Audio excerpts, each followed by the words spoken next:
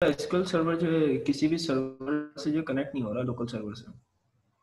चलें, इसको हम लोग देख लेंगे। अभी हम लोग अपना टॉपिक कवर कर लेते हैं ताकि जो है ना एंड में कुछ 15-20 मिनट एक्स्ट्रा लेके हम इन चीज़ों को डिस्कस कर लेंगे, मसला नहीं है।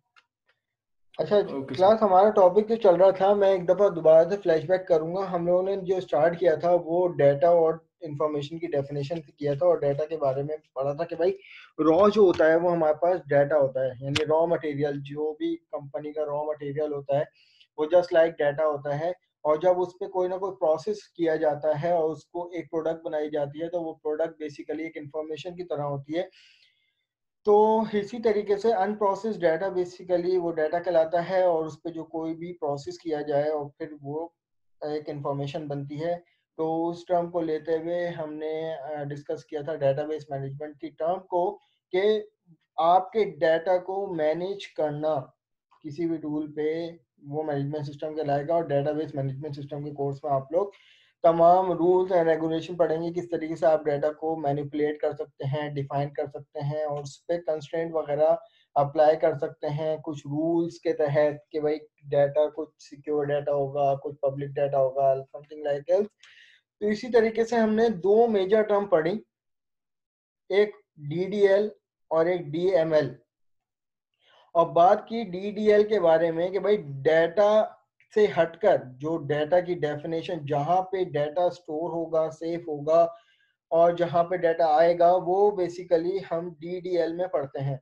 अब डीडीएल में कौन कौन सी टर्म टर्म आती है हमारे पास? क्रिएट, ऑल्टर, ड्रॉप, के भाई आपका डाटा बेस जिसके अंदर डाटा स्टोर होगा, आपका टेबल जिसमें अप्रोप्रिएट किसी भी एम्प्लॉय का, स्टूडेंट का, स्टाफ का डाटा मौजूद होगा। ठीक है, इसी तरीके से ट्रिगर्स, इसी तरीके से स्टोर प्रोसीजर, ये तमाम क्या है, डाटा की डेफिनेशंस में आती हैं, और इनको क्रिएट किया जाता है, एग्जिस्टिंग चीज़ों को ऑल्टर किया जाता है और ड्रॉप किया जाता है। ठीक है, लेकिन अगर जहाँ पे बात हो गई आपके स्पेसिफिक डाटा की, कि like ID number 1 Ali, Ali की ईमेल ये है, जेंडर समथिंग एल्स, ये तमाम क्या है, एक पूरा डाटा है। इसको आप इंसर्ट करते हैं, इसको आप अपडेट करते हैं, और इसको आप ड्रॉप करते हैं। जो भी डाटा की बात की जाएगी वो डाटा मैनिपुलेशन में आएगी, और जो डाटा की डेफिनेशन की बात की जाएगी वो डीडीएल यानी डाटा डेफिनेशन लैंग्वेज में आएगी।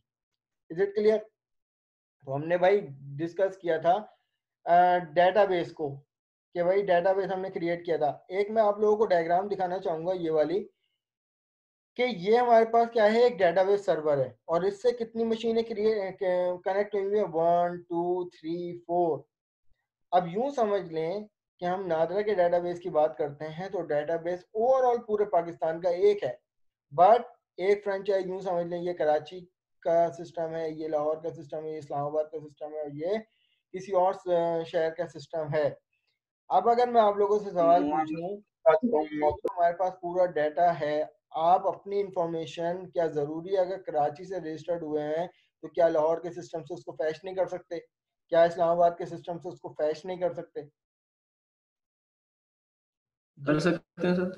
कर सकते हैं। तो इसका मतलब ये है कि ये एक तमाम सिस्टम का एक ही डेटाबेस सर्वर है, सही है, और आपका डाटा एक ही सर्वर पे पड़ा हुआ है। इसमें मशीन डिफरेंट कनेक्ट हुई हुई, आपका डेटाबेस सर्वर क्या है, सेम है।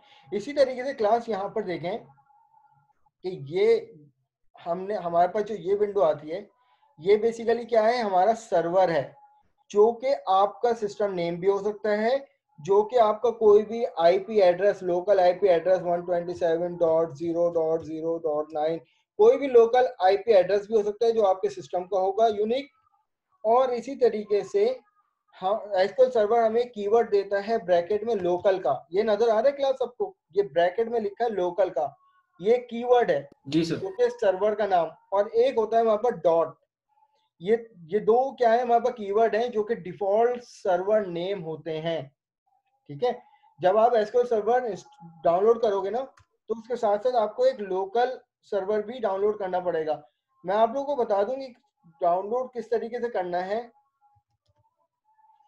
आप लोग यहाँ पर जाओगे google.com, आप यहाँ पे लिखोगे एसक्यूएल सर्वर मैनेजमेंट स्टूडियो।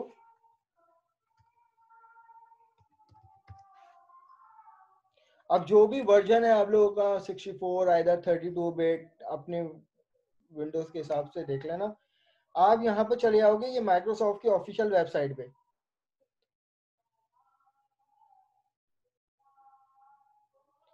ठीक है, अब यहाँ पर आप लोगों से क्या क्या कि भाई डाउनलोड करो। अब यहाँ पे आ गया आप लोगों के पास वर्जन कि भाई अगर ये 64 का मतलब ये है कि ये आपका 32 बिट सिस्टम पे चलेगा और ये जो है ये 86 ये आपके पास 64 पे चलेगा। अब एज पर रिक्वायरमेंट आप कुछ भी सेलेक्ट कर लो। फॉर एग्जांपल मैंने इसको सेलेक्ट किया, नेक्स्ट किया, और नेक्स्ट करने के बाद जो है ये मुझे फाइल डाउनलोड करके मुझे दे देगा। अब ये तो खैर मेरे पास पहले से हुआ, मैं इसको कैंसिल कर रहा हूँ। आपके पास ये मैनेजमेंट स्टूडियो यहाँ से डाउनलोड हो जाएगा और यहाँ से इसको इंस्टॉल कर लें आप लोग। ठीक है जनाब। फिर वंस जब आपके पास इंस्टॉल हो जाएगा तो आप लोगों के पास जब कनेक्ट करेंगे तो आपके पास यहाँ पर ये ऑप्शन आएगा। ये इंस्टॉलेशन के दरमियान क्लास देखो आपसे यहाँ पे 3 ऑथेंटिकेशन में ये 2 ऑथेंटिकेशन मांगता है, एक विंडोज ऑथेंटिकेशन और एक SQL server authentication. Windows authentication में आपको कोई यूजर नेम पासवर्ड देने की जरूरत नहीं पड़ती। जब आप अपने सिस्टम को लॉग इन करते हो ना लोकल तौर पर, जो आपका सिस्टम एडमिन से जब आप लॉग इन करते हो तो ये वहां से ऑथेंटिकेशन खुद ही ले लेता है। आपको जस्ट यहाँ पर अपना सर्वर नेम देना पड़ेगा, जैसे कि हमारे पास सही है सर्वर नेम। अब आप इस पे कनेक्ट हो जाओ। अब ये 2 ऑथेंटिकेशन आपके पास आएंगी कब, जब आप इंस्टॉलेशन करते हो तो आपके पास ऑप्शन आता है कि मिक्स टू मोड या एसक्यूएल सर्वर मोड। जब आप मिक्स टू मोड करते हो तो आपके पास ये दोनों ऑथेंटिकेशन आपको अवेलेबल हो जाती है। लेकिन अगर आप जब एसक्यूएल सर्वर ऑथेंटिकेशन वहां पे सेलेक्ट करोगे तो जस्ट आपको ये एसक्यूएल सर्वर ऑथेंटिकेशन देगा। फिर आपसे मांगेगा उस टाइम इंस्टॉलेशन के टाइम लॉगिन और पासवर्ड, और वो लॉगिन और पासवर्ड आपने जहां जब वहां पे दोगे तो वही लॉगिन पासवर्ड से आप लोगों को यहाँ से यहाँ पर देके इसको कनेक्ट करना पड़ेगा। तो गालिबन फिर आप इस सर्वर पे कनेक्ट हो जाओगे। अब फॉर एग्जांपल मेरे पास ये जो सर्वर है ये है। अब मैं एक और अपना सर्वर क्रिएट करता हूँ। अब क्लास यहाँ पे देखें, अब इस टाइम मेरे पास इस मैनेजमेंट स्टूडियो पे 2 सर्वर हैं।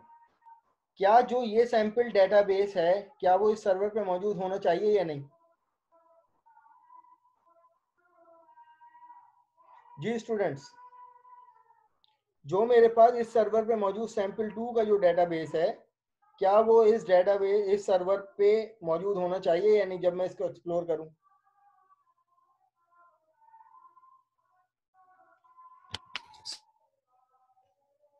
सर दोबारा करिएगा, वो आवाज दोबारा बोलिएगा, आवाज जी मैं ये अर्ज कर रहा हूँ आपसे कि अब इस टाइम मेरे मैनेजमेंट स्टूडियो पे 2 सर्वर कनेक्ट हैं। एक अलग सर्वर ये है जो डेस्कटॉप के नाम से, और ये है एसक्यूएल सर्वर एक्सप्रेस का सर्वर है।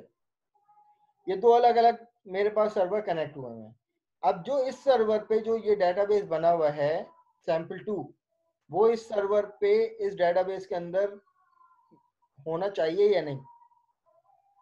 सर होना तो नहीं चाहिए क्योंकि हमने जिससे लॉगिन किया वही होना चाहिए। एग्जैक्टली। तो यहाँ पर जब मैं इसको एक्सप्लोर करूंगा ना तो आप यहाँ पे देखें ये नहीं डेटाबेस होना यहाँ पे चाहिए। मौजूद है।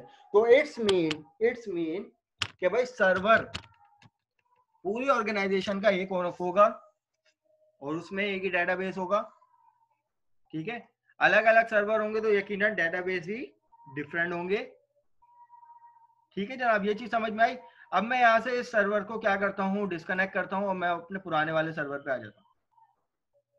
अब इस सर्वर पे मैंने एक सैंपल 2 के नाम से अपना डेटाबेस क्रिएट किया हुआ है। सैंपल 2 मैंने इसलिए किया था क्योंकि मैंने इसको अपडेट कर दिया था सैंपल 1 से मॉडिफाई, आपको क्यूरी समझाने के लिए। अभी इस टाइम जितने भी क्यूरीज हम लोग लिख रहे हैं वो DDL की हैं। अभी हम इस पे नहीं आए हैं, क्यों? क्योंकि ना तो हमने टेबल क्रिएट किया, ना जब टेबल क्रिएट नहीं किया तो डाटा भी नहीं है। जब डाटा आ जाएगा टेबल के अंदर लाइक अली का रिकॉर्ड, तो तब हम लोग DML की क्यूरीज लगाएंगे। अभी जो बात करेंगे वो डाटा की डेफिनेशन पे कर रहे हैं कि भाई database is the definition of data. तो ब्रेड डेटाबेस को क्रिएट करना आपने ग्राफिकल भी देख लिया, आप राइट क्लिक करेंगे, न्यू डेटाबेस करेंगे, और उसकी क्यूरी ये है गालिबन क्रिएट का कीवर्ड डेटाबेस। अब इस तरीके से आप टेबल बना लो, ट्रिगर बना लो, स्टोर प्रोसीजर बना लो, वो सब क्या होंगे, क्रिएट। सैंपल 1 के नाम से डेटाबेस बनाया था, फिर उसके बाद जो डेटाबेस बनाया था हमने एग्जिस्टिंग डेटाबेस का नाम चेंज किया था, तो ऑल्टर की क्यूरी क्या थी, ऑल्टर डेटाबेस, पुराने डेटाबेस का नाम लिखोगे, देन उसके बाद मॉडिफाई का कीवर्ड, फिर नेम एक कीवर्ड है, equal to sample to new name जो आप रखना चाह रहे हो। जब हमने इसको सेलेक्ट किया था तो हमारे पास ये सैंपल 1 से सैंपल 2 हो गया था। अब इसी तरीके से क्लास हम लोग यहाँ पर अभी प्रीवियसली बात कर रहे थे, इस डायग्राम पे दोबारा आते हैं, ये एक सर्वर था। अब मुझे अगर आप लोग देख के बताओ कि क्या मैं इस सैंपल 2 के डेटाबेस से कनेक्ट हूं या नहीं। सर्वर पे तो हूं, क्या सर्वर पे मैं अपने डेटाबेस से कनेक्ट हूं इस टाइम या नहीं।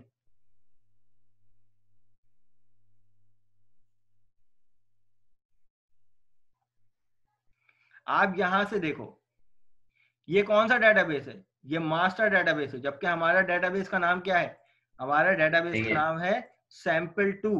अब इस टाइम में अपने इस डेटाबेस से कनेक्ट हूं और जो भी मैं क्यूरीज लिखूंगा वो इंप्लीमेंट होंगी इस पे।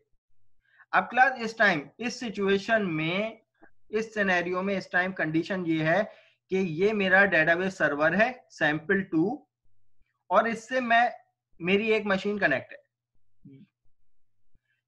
फिर मैंने भी आप लोगों को बताया था कि भाई अगर मैं एक और एसक्यूएल सर्वर ओपन करता हूं यहां पर और सेम सर्वर पे कनेक्ट होता हूं और सेम डेटाबेस को सेलेक्ट करता हूं, सेम सर्वर है और इसी के अंदर, सॉरी मैंने यहां पर इसको डिस्कनेक्ट करता हूं, यहां पर इससे कनेक्ट होता हूं और इस सर्वर पे मेरे पास ये वाला सैंपल 2 का डेटाबेस है। अब मैं न्यू क्यूरी में जाकर दोबारा से अब इस सैंपल 2 को कनेक्ट कर लेता हूं। अब क्लास यहां पर नोटिस करो, ये एक सर्वर है, सर्वर वही है, लेकिन यहां पर एक यूजर ये है और एक यूजर ये है। अब ये दो अलग अलग यूजर हैं, तो इट्स मीन अगर इस डायग्राम की बात करें तो सर्वर एक है, इस पे एक यूजर ये आ गया और एक यूजर ये आ गया। प्रीवियसली डिस्कस किया था जब डिस्ट्रॉशन हो रही थी कि भाई अगर फॉर एग्जांपल ये बंदा इसमें एक डेटाबेस क्रिएट करना चाह रहा है और दूसरा बंदा चाह रहा है मैं इसको ड्रॉप करूं, तो क्या ड्रॉप होगा या नहीं, या हो रहा था या नहीं।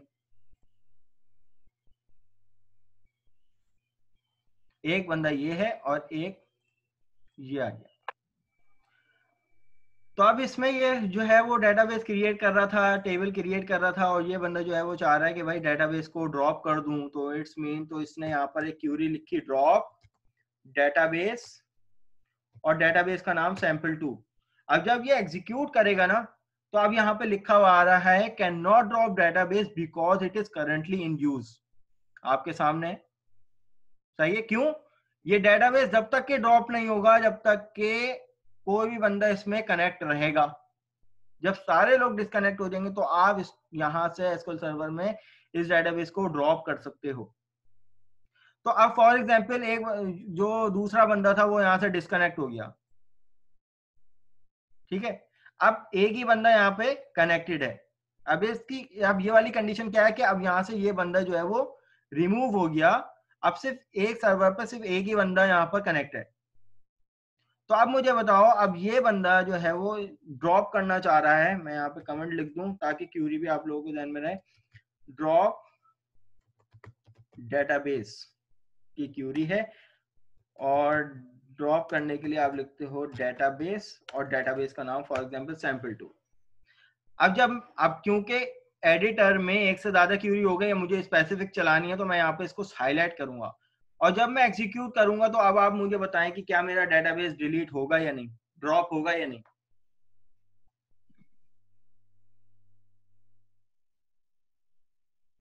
नहीं सर, नहीं होगा। नहीं होगा, क्यों, क्योंकि अभी हमने ये बात की है कि जब तक कोई एक भी कनेक्ट रहेगा तो ये डेटाबेस को ड्रॉप नहीं कर सकता, ड्रॉप नहीं करेगा। इस टाइम यहाँ पर आप देखें कि इस डेटाबेस से एक बंदा यहाँ पे कनेक्ट है, एक सर्वर यहाँ पे कनेक्ट है। ये बेसिकली एक यूजर भी कह सकते हैं आप इसको, कि सैयद अफान अहमद के नाम से एक यूजर है इसमें। तो अब जब मैं यहाँ पे इसको सेलेक्ट करके इस क्यूरी को एग्जीक्यूट करने की कोशिश करूंगा तो it also give the error because it is currently in use. अब फॉर एग्जाम्पल मैं यहाँ से इसको से डिस्कनेक्ट होकर मैं दूसरे डेटाबेस पे आ गया। अब इसका मतलब इस डेटाबेस से अभी कोई भी कनेक्ट नहीं है, अब ये इजीली ड्रॉप हो सकता है। सही है, कमांड कंप्लीटेड सक्सेसफुली, और मैं यहाँ पे इसको रिफ्रेश करूंगा तो ये मेरा डेटाबेस ड्रॉप हो गया। अब क्लास यहाँ पर मैं चाह रहा हूँ कि भाई मैं एक और डेटाबेस क्रिएट करूँ sample1 के नाम से ही। मैंने यहाँ पे डेटाबेस क्रिएट कर लिया, इसको रिफ्रेश कर लिया, और रिफ्रेश करने के बाद अब मैं चाह रहा हूँ कि भाई इस डेटाबेस को सिक्योरिटी प्रोवाइड कर दूं कि इस डेटाबेस पे एक बंदे से ज्यादा कोई और दूसरा इस तरीके से, जैसे मैंने यहाँ पर ये क्रिएट किया था भाई, एक और बंदा यहाँ पे सेम सर्वर पे आकर कनेक्ट हो रहा है, और जब न्यू क्यूरी विंडो एडिटर में जा रहे हैं तो भाई वो जब मैं इसको सेलेक्ट करूं ना तो ये कनेक्ट ना हो पाए, एरर आ जाए। तो अब मुझे क्या करना पड़ेगा, इस डेटाबेस को सिंगल यूजर करना पड़ेगा। सही है, इस डेटाबेस को सिंगल यूजर करना पड़ेगा, वो कि भाई एक ही बंदा इसको यूज कर सकता है। तो अब इसके लिए मैं कमांड लिख रहा हूं,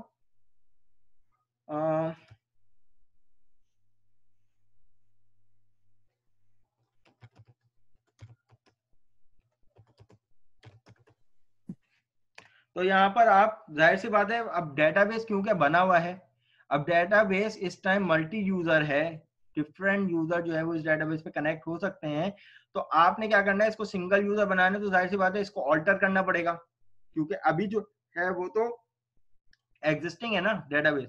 एग्जिस्टिंग डेटाबेस पे कोई मॉडिफिकेशन करनी होती है तो हम उसको ऑल्टर करते हैं, चाहे वो डेटाबेस हो चाहे वो टेबल हो। ये ध्यान में रखिएगा क्लास, ये बहुत मेजर टर्म है, ये आपके थ्योरी में भी इंपॉर्टेंट है और यहाँ पर भी इंपॉर्टेंट है पूरी इंप्लीमेंटेशन में। अब हमें क्या करना पड़ेगा, ऑल्टर डेटाबेस। उसके बाद आप कमांड लिखेंगे ऑल्टर डेटाबेस, यहाँ पर डेटाबेस का नाम sample1 set single user with rollback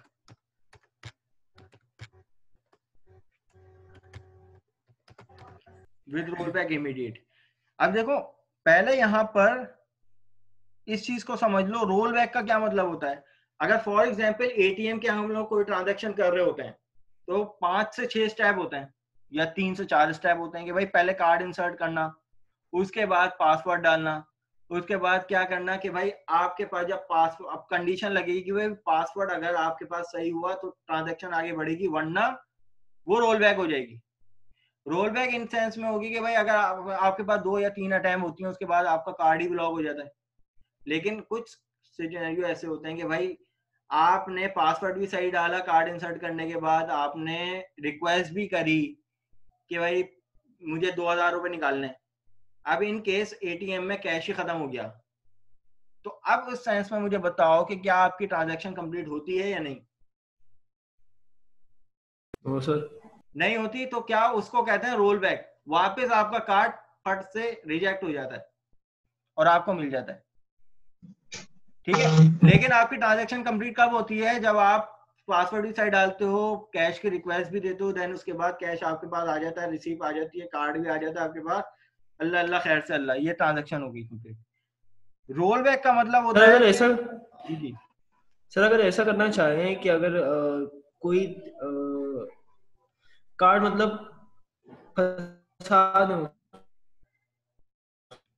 sorry आपकी वॉइस बहुत कट रही है, मुझे सुनाई नहीं दे रहा। करना सर, मैं ये बोलना चाह रहा हूँ कि अगर कोई किसी का अगर हम कार्ड वो जैसे अगर सर्वर में हम बैठे हुए हैं और हमें लग रहा है कोई फेक यूजर है, तो उसका अगर फंसाना चाहें तो कैसे, क्यूरी के जरिए कैसे फंसाएंगे। देखें, पहली बात तो ये है कि आप ये चाह रहे हैं कि भाई कोई अगर सर्वर पे ये देखना है तो ये एडमिन पे चले गए आप, ये डेटाबेस सिक्योरिटी का काम है ये देखना। किसी भी फर्म में, किसी भी ऑर्गेनाइजेशन में एक डेटाबेस का सिर्फ एक ही बंदा होता है, कौन? Database admin. ये उसका काम होता है सारा का सारा। जी सर। ये सिक्योरिटी लेवल पे होता है ये काम, कि भाई आइडेंटिफाई करना इधर फेक और नॉन फेक। तो अब यहाँ पे हम क्या कर रहे हैं, इस क्यूरी को एग्जीक्यूट करेंगे, और जब एग्जीक्यूट करेंगे तो ये मेरे पास कमांड सक्सेसफुली क्रिएट। अब क्लास देखें, जैसे ही मैं यहाँ पर इस अपने डेटाबेस को क्या करूंगा, रिफ्रेश करूंगा ना, अब आप यहाँ पे देखें sample1 क्या लिखा हुआ आ रहा है, सिंगल यूजर। अब क्या होगा कि भाई अब इस टाइम यहाँ पर एक बंदा कनेक्ट है, सिंगल यूजर है, एक बंदा इस डेटाबेस पे कनेक्ट हो गया। अब इसके बाद मैं जब दोबारा से एसक्यूएल किसी दूसरे यूजर के लिए ओपन करूंगा, सेम सर्वर, और उस सर्वर पे अब मैं कनेक्ट होने की कोशिश करूंगा sample1 से। अब आप क्लास यहाँ पर मेरे पास देखिएगा एरर आ जाएगा।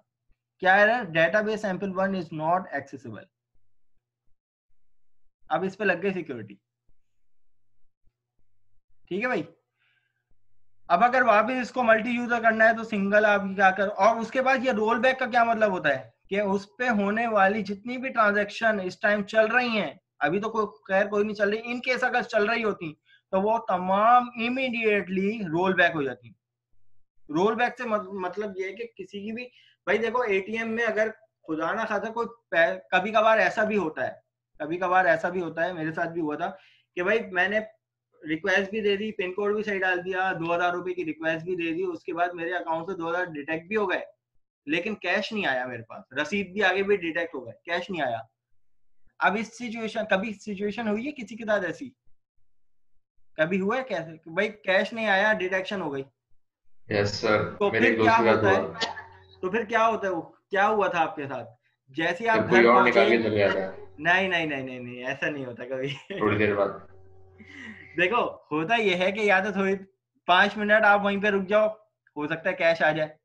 लेकिन भाई आपने ये देखा होगा कि जब आप कैश की रिक्वेस्ट देते हो तो पहले कार्ड इजेक्ट होता है, ठीक है, उसके बाद कैश निकलता है, उसके बाद स्लिप निकलती है, ऐसा ही होता है ना।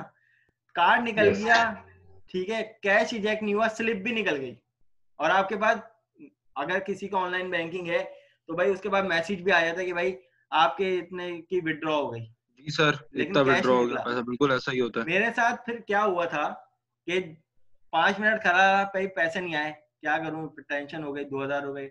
जैसे ही घर पहुंचा तो आपके पास क्रेडिट का मैसेज आ गया कि भाई 2000 रुपए की आपके वापस अकाउंट में क्रेडिट हो गए। तो इसका मतलब ये आपकी ट्रांजेक्शन कंप्लीट नहीं हुई थी, ये रोल बैक हो गई, वापस जो पैसे जहां पे पड़े हुए थे वहीं पे रहे, आपकी ट्रांजेक्शन रोल बैक हो गई, इनकम्प्लीट ट्रांजेक्शन। तो इस टाइम इमीडिएटली उस डेटाबेस पे चलने वाली जो भी ट्रांजैक्शन होगी वो इमीडिएटली रोल बैक हो जाएगी। इसका मतलब ये है किसी का कोई डाटा लॉस नहीं होगा,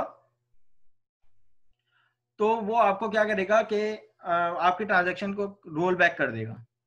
अब इसी तरीके से इसको सिंगल से वापस मल्टी यूजर बना दो आप लोग। तो मैं यहाँ पर इसको इमीडिएटली इसको मल्टी यूजर कर दूंगा, ये वापस अपनी ओरिजिनल पोजीशन पे आ गया। अब ये तो क्लास हमारे पास डेटाबेस के हवाले से डीडीएल की टर्म्स हो गई कि हमने डेटाबेस को क्रिएट भी किया, डेटाबेस को ऑल्टर भी कर लिया, ड्रॉप भी कर लिया। क्लास याद रखिएगा कि एसक्यूएल सर्वर में बहुत सारी चीजें ऐसी हैं कि जो आपकी क्यूरी से पॉसिबल नहीं होती। अभी आएगी जब हम लोग टेबल में करेंगे, तो टेबल में हम लोग क्रिएट भी करेंगे, टेबल को ऑल्टर भी करेंगे, ड्रॉप भी करेंगे, लेकिन उसमें एक सिचुएशन ऐसी आएगी कि जिसमें हम लोग नॉर्मल ये वाली क्यूरी नहीं लगा सकते। तो एसक्यूएल सर्वर में या किसी भी डेटाबेस की टेक्निक में हमें कुछ सिस्टम डिफाइंड स्टोर प्रोसीजर मिलते हैं। स्टोर प्रोसीजर का नाम सुना है आप लोगों ने कभी? No sir. No sir. आप लोगों को चलो ये पता होगा कि भाई C# में कुछ प्री डिफाइंड फंक्शंस होते हैं, right console dot right line, ठीक है, राइट लाइन क्या है, मैसेज बॉक्स डॉट शो, तो ये शो क्या है, ये एक प्री डिफाइंड मेथड है। मैथ डॉट पावर के नाम से पावर का एक मेथड है, तो ये क्या है, प्री डिफाइंड फंक्शन है, इनका एक स्पेसिफिक पर्पस है। इसी तरीके से स्टोर प्रोसीजर में भी प्री डिफाइंड कुछ स्टोर प्रोसीजर्स होते हैं, हम लोग क्योंकि क्यूरी लैंग्वेज की बात कर रहे हैं तो वहां पे स्टोर प्रोसीजर आ जाते हैं जिनके स्पेसिफिक कोई ना कोई पर्पसेस होते हैं। अब फॉर एग्जांपल मैंने अपने डेटाबेस को नाम मैंने यहाँ पे ऑल्टर किया था, ये तो ऑल्टर की क्यूरी हो गई, या इसको हम लोग नॉर्मल कहते हैं कि भाई DDL क्यूरी हो गई ये। लेकिन भाई हमारे पास मॉडिफाई करने के लिए डेटाबेस को कुछ हमारे पास सिस्टम डिफाइन स्टोर प्रोसीजर भी होते हैं जिसको एग्जीक्यूट करने का तरीकेकार क्या है। आप यहाँ पर लिखोगे एग्जीक्यूट का कीवर्ड, एग्जैक्ट का कीवर्ड, या आप कुछ भी ना लिखो। लेकिन store procedure, system defined store procedure SP_, का एक प्रीफिक्स रखते हैं। जैसे आप लोगों ने ऑब्जेक्ट ओरिएंटेड प्रोग्रामिंग में पढ़ा होगा इंटरफेसेस जो भी बनते हैं, या नॉर्मल लैंग्वेज में हम लोग इंटरफेसेस जो यूज करते हैं तो उसके लिए पहले आई का एक प्रीफिक्स लगाते हैं, आई फिर उसके बाद कोई भी नेम। तो आई से क्या पहचान होती है कि भाई ये इंटरफेस है। इसी तरीके से स्टोर प्रोसीजर की पहचान क्या होती है, SP_, ये माइक्रोसॉफ्ट का एक पैटर्न है, प्रीफिक्स है, नेमिंग कन्वेंशन कह लो, कि SP_ कहीं भी दिखे तो आप लोग आंखें बंद करके मान लिया हो कि भाई ये एक सिस्टम डिफाइंड स्टोर प्रोसीजर है। उसके बाद यहाँ पर रीनेम DB के नाम से ये पूरा एक सिस्टम डिफाइंड स्टोर प्रोसीजर है। SP_ रीनेम DB, मैं यहाँ पे कमेंट भी कर दूं ताकि आप लोगों को आसानी हो। सर अगर हम C# के थ्रू सिंगल यूजर का डाटा उठाएं तो अलाउ करेगा हमें? जी करेगा बिल्कुल, क्योंकि वहां से कनेक्टिविटी एक ही बंदा कर रहा होगा ना। अच्छा, यूज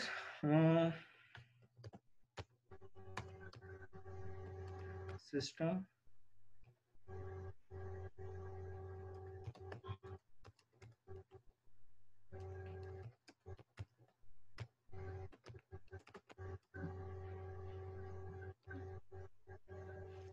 ठीक है, DB से डेटाबेस। अब यहाँ पर हमारे पास SP_ रीनेम DB का एक डेटाबेस है, वो है स्टोर प्रोसीजर। फिर उसके बाद ये आपसे मांगता है रीनेम DB के बाद आप यहाँ पर लिखते हो जो आपका एग्जिस्टिंग डेटाबेस है किस नाम से है, sample1, कॉमा के बाद अब आप यहाँ पे लिखते हो क्या, जो आपने नेम नया देना है। फॉर एग्जांपल यहाँ पर हमने दे दिया sample2। अब इसको एग्जीक्यूट करते हैं तो ये मेरे पास क्या है, database name sample2 has been set. अब ये हमने नॉर्मल क्यूरी से नहीं किया, अब ये हमने बेसिकली ट्रांजैक्ट SQL से किया है, PSQL इसको कहते हैं, ट्रांजैक्ट SQL कमांड। ये कहलाती है simple SQL command. Is it clear? अब मैं यहाँ पर इसको रिफ्रेश करता हूं तो यहाँ पर मेरे पास क्या आ गया। इसी तरीके से ये सिस्टम स्टोर प्रोसीजर होते हैं। अगर मैं यहाँ पर किसी भी अगर यहाँ पर डेटाबेस में जाते हैं, प्रोग्रामेबिलिटी में जाते हैं, अब आपके यहाँ पर नजर आ रहा है स्टोर प्रोसीजर। अब मैं इसको एक्सप्लोर करूंगा ना तो ये हमारे पास हजारों की तादाद में ये सिस्टम स्टोर प्रोसीजर है। अब आप यहाँ पे देखो, मैंने जो आपको बताया कि हर सिस्टम स्टोर प्रोसीजर क्या नेमिंग कन्वेंशन लेके बैठा हुआ है, system.SP_। ठीक है क्लास, ये जितने भी स्टोर प्रोसीजर हैं आपके पास, ये सब क्या लेके बैठे हुए हैं, एक नेमिंग कन्वेंशन लेके बैठे हुए हैं जिसका नाम है जो कौन सी नेमिंग कन्वेंशन है, SP_। इसके अंदर तो सिंटैक्स भी लिखा हुआ होगा। जी एग्जैक्टली, पूरी स्क्रिप्ट होगी। अब पैरामीटर अगर होंगे तो ये आपके पास पैरामीटर आ गए, जैसे बिल्कुल उसी तरीके से आगे जाके हमारा एडवांस टॉपिक है स्टोर प्रोसीजर का, बिल्कुल वही फीलिंग्स आएंगी इसको यूज करते वक्त जो आप लोग मेथड और फंक्शन को यूज करते थे। उसी तरीके से पैरामीटर भी आएंगे, और इवन इसमें ये क्योंकि एक मेथड की तरह इस्तेमाल होगा ना, इसमें इफ एल्स भी आएगा, इसमें लूप भी आएगा। सही है, क्योंकि ये ट्रांजैक्ट SQL है, फिर कमांड कहलाती है। तो ये हमारे पास काम हो गया किसका, डेटाबेस के हवाले से DDL। अब डेटाबेस तो इनफ नहीं है ना सिर्फ डेटाबेस के लिए, भाई डेटाबेस तो ओवरऑल एक कंटेनर है। अब कीट के डेटाबेस की अगर हम लोग बात कर लें तो भाई इसमें मल्टीपल टाइप के रिकॉर्ड्स आएंगे। स्टूडेंट का अलग एक रिकॉर्ड है जो सेपरेट कंटेनर में माइंड है, उसके लिए स्टूडेंट की टाइप आ गई। भाई मास्टर्स के स्टूडेंट अलग हैं, बैचलर के स्टूडेंट अलग हैं, पीएचडी के स्टूडेंट्स अलग हैं। इसी तरीके से भाई स्टूडेंट्स के अलावा भी एम्प्लॉयज भी होंगे, फैकल्टी स्टाफ है, एडमिन स्टाफ है, अकाउंटिंग स्टाफ है, फाइनेंस स्टाफ है, ये सब क्या है, लेकिन ओवरऑल ये किसका पार्ट है, ये कीट के डेटाबेस का पार्ट है। अब क्लास जहां पे डाटा की कैटेगरी की बात आ जाएगी, सही है, अगर हम लोग अपने सैंपल 2 की बात करें तो ये फॉर एग्जांपल हमारा डेटाबेस है। अब इसमें जितने भी टाइप के रिकॉर्ड्स आएंगे, रिकॉर्ड की टाइप आएंगी, उतने नंबर ऑफ टेबल बन जाएंगे। अब फॉर एग्जांपल कीट का एक रिकॉर्ड है स्टूडेंट्स का, तो स्टूडेंट का एक टेबल बन जाएगा। एक रिकॉर्ड है एम्प्लॉय का, अब एम्प्लॉय की भी टाइप आ जाएंगी हमारे पास, कौन से एम्प्लॉय का, फाइनेंस एम्प्लॉय का, अकाउंटेंट एम्प्लॉय का, तो सबके अलग क्या बनेंगे, टेबल। बट टेबल्स आपस में एक दूसरे से रिलेट भी करते हैं। अब इसकी मिसाल मैं इस तरीके से देता हूं कि आप लोग बहुत सारे स्टूडेंट हो, आप लोग किसी सब्जेक्ट से एनरोल्ड होते हो, फॉर एग्जांपल डीबीएमएस, तो यकीनन आपका किसी टीचर से भी तो कोई ताल्लुक हुआ। कौन से, सर मिनाल से या मुझसे। मैं आप लोगों का एज अ लैब अटेंडेंट हूं, इसी तरीके से वो आपकी थ्योरी के टीचर हैं। तो आपके पास यकीनन टीचर की कोई ना कोई आइडेंटिटी मौजूद होगी, आपको कोई ना कोई टीचर अलॉट हुआ होगा। विदाउट टीचर आपका कोई कोर्स निकल ही नहीं सकता। ठीक है, तो अब इसका मतलब ये है कि भाई टीचर एक अलग टेबल से बिलोंग करता था, उसका एक सेपरेट टेबल था, और स्टूडेंट एक अलग एंटिटी थी। एंटिटी में किसको कहता हूँ, एंटिटी याद रखना, एसक्यूएल सर्वर में डेटाबेस की टर्म में हम लोग टेबल्स को कहते हैं। सही है, इनकी बाकायदा पूरी डायग्राम भी बनती है, एंटिटी रिलेशनशिप डायग्राम। देख रहे हैं यहाँ पे ऑप्शन है हमारे पास, डेटाबेस डायग्राम। तो डेटाबेस के अंदर जितने भी टेबल्स बनेंगे, उन टेबल्स के दरमियान किस तरीके से रिलेशनशिप बनाएंगे, कुछ रूल्स एंड रेगुलेशन लगाएंगे जिसमें हम लोग कॉन्स्टेंट्स वगैरह कहते हैं, ये तमाम स्टेप बाय स्टेप इन चीजों पे हम लोग आएंगे। तो अभी हम लोगों ने जो बात की भाई डेटाबेस के हवाले से डीडीएल की बात की, अब हम क्या करेंगे कि टेबल्स के हवाले से, टेबल डीडीएल, टेबल के हवाले से डीडीएल की टर्म को यूज करेंगे, बट टेबल किस तरीके से क्रिएट होता है। अब वही बात, जो काम ग्राफिकली होता है वो हम लोग क्यूरी के थ्रू भी कर सकते हैं। राइट क्लिक करेंगे, ग्राफिकली अगर टेबल को क्रिएट करना है तो आप डेटाबेस में जाएंगे, डेटाबेस में जाके टेबल में जाके टेबल पर राइट क्लिक करके न्यू टेबल करेंगे। अब आपके पास यहाँ पर ये आपके टेबल के कॉलम्स आएंगे।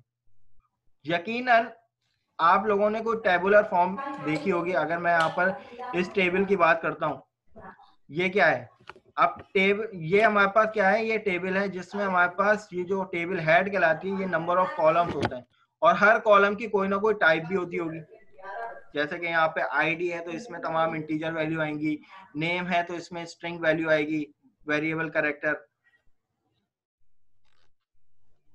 अच्छा जी, रमीज अजहर क्या कह रहे हैं, सर ये टेबल रीनेम करने के लिए क्यूरी की, सर हम ऊप की स्टार्टिंग लैब में भी की थी। जी जी एग्जैक्टली, अगर जो जो मेरे पास था ऊप की लैब में, तो हम लोगों ने ये काम किया था।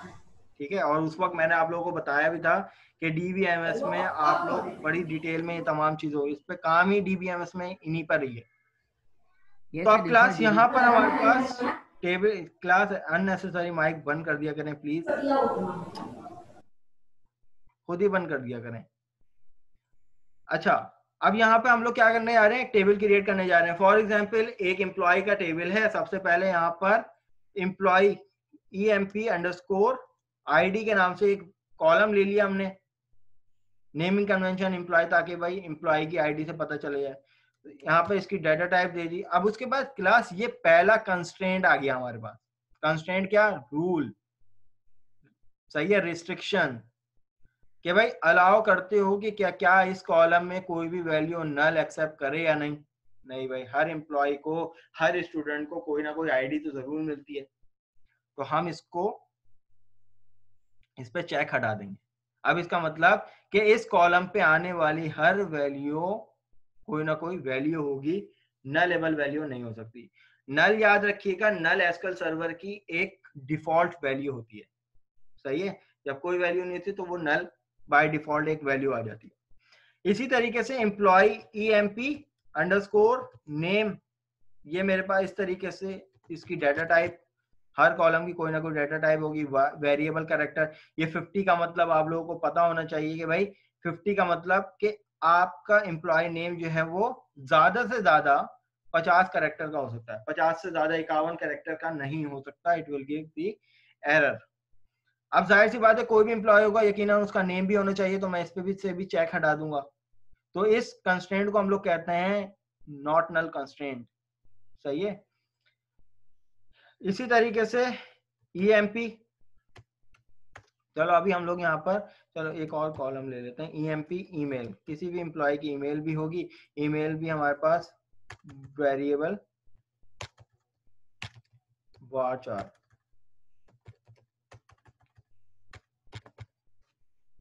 varchar 50 character. मेरे ख्याल से इतना टेबल, इतने कॉलम हमारे पास इनफ है। अब मैं यहाँ पर राइट क्लिक करके मेरे पास ऑप्शन आ रहा है सेव टेबल, और मैं यहाँ पर इसको एम्प्लॉय के नाम से टेबल का नाम मैंने ये दे दिया। अब ये मेरे पास एक टेबल बन गया, ये तो मैंने ग्राफिकली बना लिया। अब इसी तरीके से यही वाला टेबल मैं यहां से डिलीट करके अब मैं यही वाला टेबल बनाऊंगा क्यूरी से। तो ये मेरे पास टेबल के लिए DDL की पहली टर्म है क्रिएट टेबल। उसके बाद ये दो राउंड ब्रैकेट खुलेंगे और राउंड ब्रैकेट के अंदर हम लोग कॉलम, उनकी डाटा टाइप, फिर कंस्ट्रेंट डिफाइन करेंगे। कॉलम क्या था, हमने यहाँ पे रखा था EMP_ID, हमने यहाँ पे भी ये रख लिया। उसके बाद स्पेस देके आप उसकी डाटा टाइप डिफाइन करेंगे, इंटीजर इसकी डाटा टाइप है, ठीक है। फिर उसके बाद हमने एक चेक लगाया था, क्या, ये वाला चेक, इस चेक को क्या कहते हैं, अलाउ नल या नल। अगर आप कुछ नहीं लिखते तो इसका मतलब वो बाय डिफॉल्ट अलाउ नल करेगा, लेकिन अगर आप रिस्ट्रिक्ट करते हो कि भाई इसमें कोई भी वैल्यू नल नहीं होनी चाहिए, तो आप यहाँ पे लिखोगे नॉट नल और कॉमा से सेपरेट करके नीचे आ जाओगे, ठीक है। अब हम लोग दूसरा कॉलम डिफाइन करेंगे। क्लास हमारी मीटिंग जो है वो 1 मिनट की रह गई है, 40 मिनट पूरे हो जाएंगे, तो आप लोग जल्दी से दोबारा से ज्वाइन कर लीजिएगा। मैं यहीं पे इसको स्टॉप कर रहा हूँ, दोबारा से आप लोग ज्वाइन कर लें इसको। Thank you. एक बात, अरे अभी दूसरी मीटिंग ज्वाइन अच्छा करते हैं, सर, उसके बाद आप पूछ लीजिएगा। ठीक है सर, ओके।